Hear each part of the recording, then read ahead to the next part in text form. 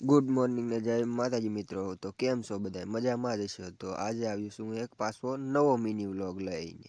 હવે તો સાંજના વાગી ગયા છે 6 અને આપણે થોડુંક ઘરનું થોડું ઘણું કોબાનું કામ હતું એ પતાવીને નીકળી ગયા બજાર આંટો મારવા હતા. અહીંયા તો આરસીસીનું આવું કંઈક કામ હાલતું છું ત્યાં ભેગા હતા તો આમ થોડુંક અહીંયા બે પતંગો શકવા મળી. બે પતંગો શકતી તમારા ગામમાં શકે જરાક કોમેન્ટ કરી દેજો.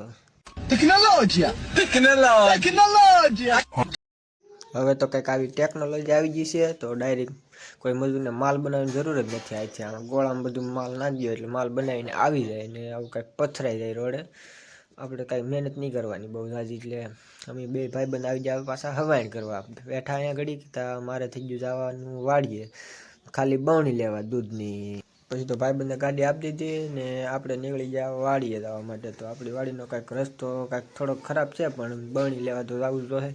ખાલી બરણી લઈને આવીને પછી પાછું અહીં દૂધ લેવા આવવું જોઈએ ગામમાં. તો દૂધ લઈને પછી પાછું વાડીએ દેવા જવું જોઈએ. થોડીક મહેનત વધી જાય પછી આવવું તો પડશે. તો આવું કંઈક તો આપણે વાડીએથી બરણી લઈને પાછું જવાનું થાય ગામમાં દૂધ લેવા. તો આપણે નીકળી ગયા દૂધ લેવા ડેરીએ. તો આપણે આવી ગયા છીએ ડેરીએ અને અહીંયા તો બહુ લાંબી લાઈન હતી તો ઘડીક ઊભું જોઈએ.